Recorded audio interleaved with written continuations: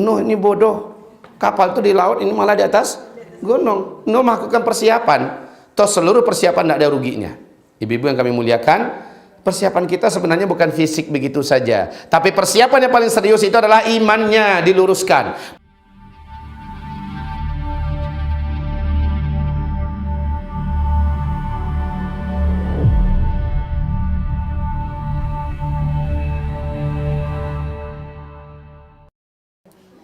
Ibu-ibu yang kami muliakan, kita kembali. Nah, sulit, air tidak lagi turun dari langit. Kata Rasulullah 3 tahun, ini hadis sahih. Kesahihan hadis ini disepakati seluruh ulama ahli hadis. 3 tahun menjelang Dajjal keluar adalah tahun-tahun yang bumi ini mengalami paceklik dan kemarau panjang. Setahun sebelum Dajjal keluar, sepertiga air dari langit Allah tahan.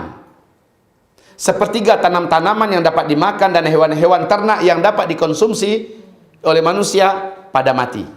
Maka bumi secara serentak seluruh negara-negara dunia mengalami kekurangan pakan secara global.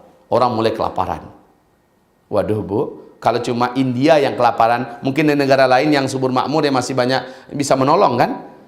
Ini satu dunia serentak. Tahun kedua kata Nabi, orang berharap mudah-mudahan tahun depan ada perubahan. Ternyata tahun kedua, 2/3 air dari langit Allah tahan. Nggak ada hujan satu bumi ini 2/3. 2/3 tanam-tanaman di muka bumi mati seluruhnya.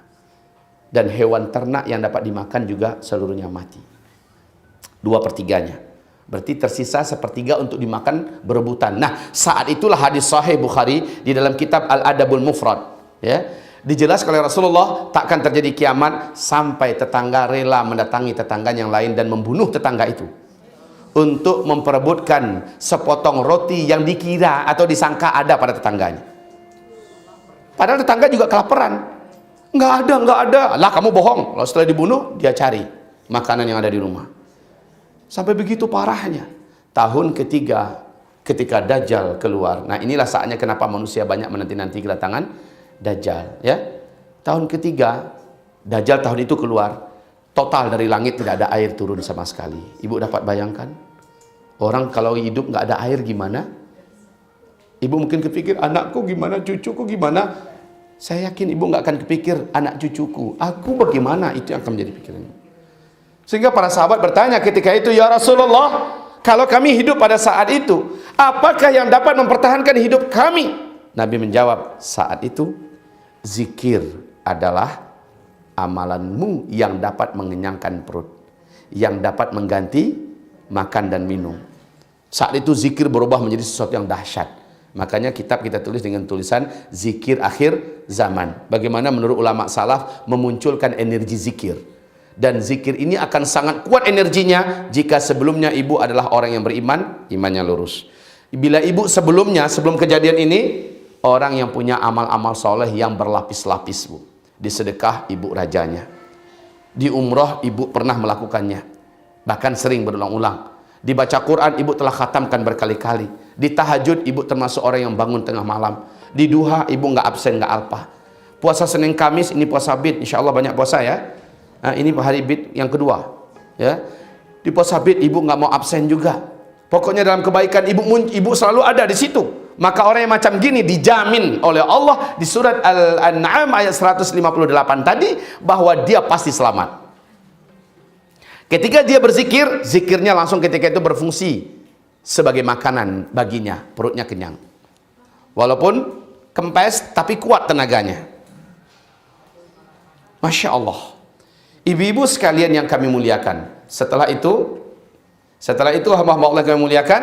Nah, yang lemah-lemah iman mulai melakukan hal yang tidak baik. Apa yang mereka buat? Ngerampok sana kemari.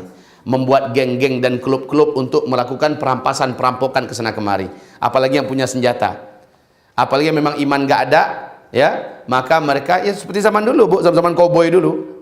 Membuat satu kelompok lalu ngerampok sana, ngerampok sini. Saat itulah ibu-ibu yang kami muliakan, saya sebenarnya menghasung kepada orang-orang beriman. Saat itu sudah saatnya kita hijrah. Berkumpullah seluruh orang yang beriman di satu kawasan, di mana seluruh laki-lakinya membuat garis demarkasi untuk menjaga anak-anak dan istri di belakang. Setiap ada perampok datang, ya mereka yang menghalangi. Salat 5 waktu terjaga di situ. Doa serentak berdoa ke langit, ya. Maka Allah akan banyak turunkan pertolongan. Tapi kalau terpencar-pencar kayak di kota sekarang nih, maka kita akan jadi mangsa dan korban dari orang-orang jahat yang tidak beriman yang akan merampok ke sana kemari. Kalau kita tercecer macam sekarang ini kan tercecer nih. Ibu-ibu yang kami muliakan, saya menyarankan di YouTube, di ceramah-ceramah saya sarankan, mulailah komunitas manusia hari ini mulai menentukan di mana nanti. Oh, di sana ada 10 hektar. Maka orang-orang beriman mulai memesan kaplingan. Oh, saya minta nanti 500 meter, saya juga 500 meter, saya 500. Mulai dibangun nanti rumah-rumah sederhana. Walaupun di rumah itu hanya sebagai villa-villa dan segala macamnya, manfaatkan dulu oleh pesantren atau apa. Tapi ketika terjadi huru-hara, kita sudah tahu di mana kita bersatu seluruhnya. Jadi kalau orang Jawa Barat ada 5 titik di mana orang beriman akan kumpul di 5 titik itu, umpamanya kan. Di Sumatera Barat nanti ada 7 titik, di Riau ada 9 titik. Tentukan supaya orang beriman tahu kemana mereka harus pergi. Saat mereka sudah bersatu, mereka akan saling melindungi. Karena terlalu banyak para penjahat. Wa kathural haraj, kata Rasulullah. Wa kathural haraj, wa kathural haraj. Qalu, wa mal haraj ya Rasulullah. Mereka bertanya, wahai Rasulullah, apakah itu haraj? Nabi menjawab, al-qatlu, al-qatlu, al-qatlu. Pembunuhan, pembunuhan, pembunuhan. Sangat banyak ketika itu terjadi. Orang-orang ada yang naik ke atas tempat yang tinggi, kata Rasulullah. Lalu mereka melemparkan dirinya di tempat tinggi itu, bunuh diri. Ada yang menghantamkan pisau ke tubuhnya karena nggak sanggup lagi menahan beratnya beban hidup. Saat itu yang masih hidup berlomba-lomba berharap mudah-mudahan sang penyelamat dunia, ketika itu muncul isu penyelamat dunia akan muncul, yaitu Dajjal. Nah, ketika itulah orang-orang betul-betul berharap-harap dan nanti Dajjalnya datang, termasuk umat Nabi yang awam. Kalau ibu insya Allah enggak lah. Ibu sudah dengarkan kajian ini. Ibu selama ini sudah jadi orang pengajian. Iman ibu dan amal soleh ibu mudah-mudahan mampu melindungi ibu saat itu. Amin. Ya. Maka ibu-ibu yang kami muliakan, insya Allah ibu nyadar. Enggak boleh, saya tidak akan pernah mau berjumpa dengan Dajjal. Biar saya meninggal. Insya Allah ibu akan pertahankan iman ibu saat itu. Tapi banyak nggak orang yang ngaji dibanding nggak ngaji? Banyak yang nggak ngaji. Berarti yang awam dan apalagi mendengarkan isu Dajjal bisa memberikan kemakmuran. Oh sudah, semuanya berharap Dajjal akan nyampe ke kotanya. Saat Dajjal dikabarkan dan nyampe, maka mereka langsung berduyun-duyun datang ke tengah-tengah kota di mana Dajjal ada di situ stay. Mereka langsung sujud menyembah Dajjal. Serentak satu kota dengan kampung-kampungnya, orang-orang dusun, orang-orang lembah, orang-orang gunung, seluruhnya turun menuju ke arah Dajjal, sujud menyembah Dajjal. Tapi mana ada negeri dan kampung, dan kayaknya ini adalah, kata Rasulullah dalam hadis, ada nanti negeri yang dilewati Dajjal dan penduduk negeri itu tidak mau beriman kepadanya. Tidak mau beriman kepadanya, maka negeri itu akan menjadi kering, gersang, dan tandus semati-matinya. Air sama sekali tidak ada, makanan sama sekali tidak ada. Dan kata Rasulullah SAW, baik kamu pilih yang itu, karena kamu sedang menanti surga Allah. Ya. Nah ini yang saya yakini, yang dimaksud ini kampung kecil itu adalah yang saya sebut barusan. Komunitas orang-orang beriman, yang memang menolak habis-habisan Dajjal. No way for you Dajjal. Ya. Yang orang Sumatera Barat di mana sekarang? Berapa orang? Ada nggak? Ada berapa orang? 1, 2, 3, 4, 5, 6, 7, 8, 9, 10, 11. Kenapa saya tanya orang Sumatera Barat? Saya sekarang sedang mempersiapkan satu lokasi. Ya. Lokasi ini di Kabupaten 50 Kota, sumber air, dekat perbatasan dengan hutan lindung. Ya. Ini sangat indah sekali, view-nya juga sangat indah, sumber air. Dan ini lokasinya baru saya dapatkan 5 hektar. Saya ingin tambah, dia ada 45 hektar. Tapi yang 5 hektar insya Allah dalam jangkauan saya. Nah ini nanti dipersiapkan. Saya akan menjadikan situ sebagai pusat wisata dakwah dan berkuda An-Nabawi. Ini saya sebut nama, yang juga disebut juga dengan apa, Dehas atau apa namanya, ya Kabupaten 50 Kota. Nah ini Bu, setiap orang yang ingin tinggal di sana silakan mulai membangun di situ atas nama dia. Tanahnya buat kaplingnya atas nama dia. Atas nama dia per 500 meter buat bangunannya. Dan bangunan yang kami anjurkan adalah bangunan yang serba manual, enggak mengandalkan listrik. Airnya sumur yang kita siapkan. Ya. rumahnya dikelilingi oleh kurma. Karena kurma bisa tumbuh di Indonesia dan bisa untuk makan, dan kurma termasuk yang tahan dari berbagai macam jenis cuaca. Dan yang bersangkutan wajib punya kuda. Kuda itu kami yang melatih. Kuda itu kami yang melatih. Menjelang Bapak Ibu, ini Ustaz, kapan kami akan ke sana? Kapan-kapan Ibu pulang kampung? Kapan-kapan Ibu mau wisata pulang, rumah Ibu sudah ada di situ. Ibu yang kami muliakan, lalu Ustaz, kapan kami akan pindah habis ke sana? Nanti ketika diumumkan secara resmi bahwa meteor seminggu lagi umpamanya akan menghantam bumi. Ini umpama. Ustaz, dekat enggak? Masalah dekat atau enggak? Ya kan masih ada teknologi ketika itu. Makanya ada lagi ciri-cirinya, salju udah turun di Arab. Sekarang kan udah. Huru hara merata di seluruh dunia dan khususnya di Timur Tengah. Sekarang kan sudah. Kemudian fitnah di Syam, itu Syria, Palestina, Yordania, dan Lebanon. Pembantaian, peperangan yang tidak ada ujungnya. Sekarang masih sedang berjalan. Wafatnya seorang raja Arab sesuai terangkan. Inilah raja Arab yang wafat itu, Januari 2015 kemarin. Ada 3 orang putra mahkota yang akan saling bergaduh sesama mereka bertiga. 3 putra mahkota yang masih hidup sekarang adalah Salman, Talal, dan Mukrin. Dan masing-masing mereka sekarang sedang membangun kekuatan untuk memperebutkan kekuasaan siapa yang sebenarnya akan memimpin Mekah dan Madinah. Walaupun jadi raja adalah Salman, tapi yang Talal semenjak dia diusir dari kerajaan, dan calon raja berikutnya sudah dibaiat Muhammad bin Nayef, anak kandungnya almarhum Pangeran Nayef, menjadi raja pertama setelah dia. Kemudian jadi raja kedua adalah Muhammad bin Salman, anak kandungnya sendiri setelah yang ini. Maka yang 2 orang ini sakit hati. Otomatis enggak? Mukrin karena haknya menjadi raja juga sudah dicopot. Nasib baik dia masih diakui sebagai anggota keluarga kerajaan. Tapi Talal udah diusir habis. Dihapus betul namanya dari anggota keluarga kerajaan. Maka 3 orang ini atau anak keturunan mereka akan saling bergaduh ini. Sekarang saja sudah ada kekuatan-kekuatan dari masing-masing kubu untuk memperebutkan. Ibu dengar aja, dalam waktu yang dekat akan terjadi keributan dalam tubuh keluarga kerajaan Arab Saudi. Ibu dengar saja. Ini sudah berlangsung sekarang. Dan Efrat mengering terlebih dahulu, kata Nabi. Efrat sudah mengering sekarang. Betul? 100%. Sungai Efrat itu di Irak. Nabi mengatakan tidak akan terjadi kiamat sampai mengering dulu Sungai Efrat. Apabila Sungai Efrat sudah mengering, akan ketemulah gunung emas yang menjadi rebutan seluruh lelaki di dunia. Akan menuju ke sana para lelaki satu bumi ini membawa senjata-senjata mereka. Dalam setiap 100 orang laki-laki terbunuh 99. Yang hidup cuma 1. Apa kata mereka? Semoga 1 orang yang hidup itu sayalah orangnya. Inilah dia penyebab kenapa kaum laki-laki 1 berbanding 50 di fase kelima. Laki-laki udah jumlahnya langka.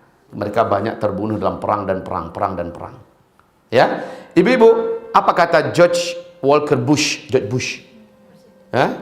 Ketika dia belum digantikan oleh Barack Obama, satelit kita telah menangkap potensi emas yang sangat besar di Irak. Berarti apa yang digambarkan Nabi lebih 14 abad yang lalu sudah dibuktikan secara ilmiah hari ini. Di Irak ada potensi emas yang sangat besar. Nabi mengatakan bila Sungai Efrat mengering, akan ketemulah gunung emas yang sangat besar, yang akan menjadi rebutan para lelaki yang mengirim tentara-tentaranya dari seluruh dunia. Peperangan besar akan terjadi. Hari ini, ibu-ibu yang kami muliakan, Sungai Efrat telah kering total. Barack Obama sejak Maret 2014 menahan 135.000 pasukan daratnya stay di Timur Tengah untuk persiapan melindungi gunung emas yang ada di Irak. Supaya tidak dirampas oleh orang-orang yang tidak bertanggung jawab, kata Barack Obama. Kata George Walker Bush. Padahal yang nggak bertanggung jawab itu siapa? Maling itu siapa? Perampok itu siapa?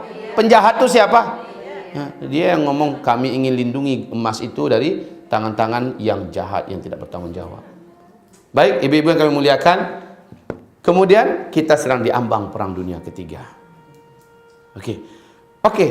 Kita pindahannya kapan Pak Ustadz? Nanti kalau sudah resmi keluarga kerajaan Arab Saudi sudah terdengar ribut. Kemudian meteor dikabarkan sudah sangat dekat menghampiri bumi.